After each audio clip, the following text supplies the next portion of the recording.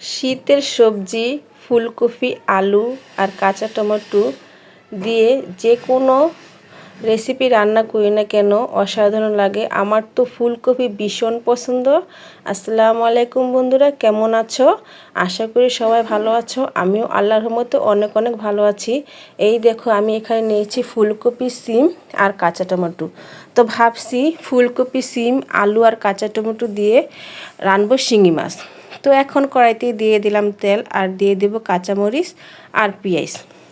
আমি আলুও দিব, কারণ আর নতুন আলু তো, আলুটা বালু, এই জন্য ভালো করে আলুটা ধুবো তারপরে দেখাবো।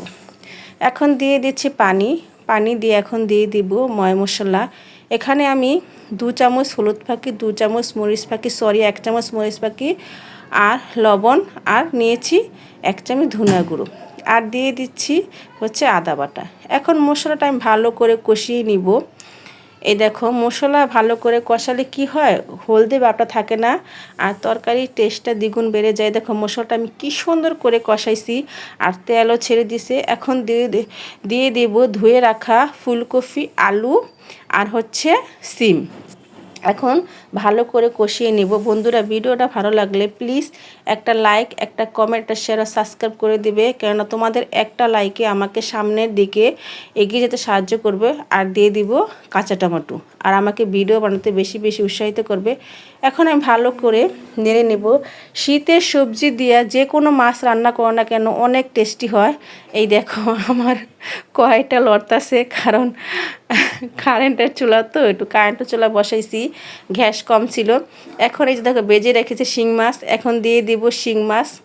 অনেকে শিং মাছ বলে, শিং মাছ বলে, তো আমরা শিং মাছই বলি।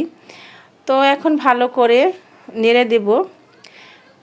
তারপর প্রায় তরকারি তো প্রায় হয়ে গেছে। এখন দিয়ে দেব ধনেপাতা, কারণ ধনেপাতা না দিলে শীতের সবজির কোনো টেস্টি আসে না।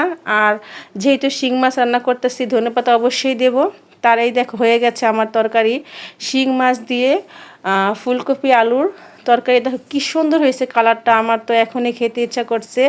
তো কার কার জিভে জল চলে এসে আমাকে এখানে কমেন্টে জানাও। তো ভিডিওটা দেখার জন্য তোমাদের সবাইকে অসংখ্য ধন্যবাদ। তোমার সবাই ভালো থেকো, আল্লাহ হাফেজ।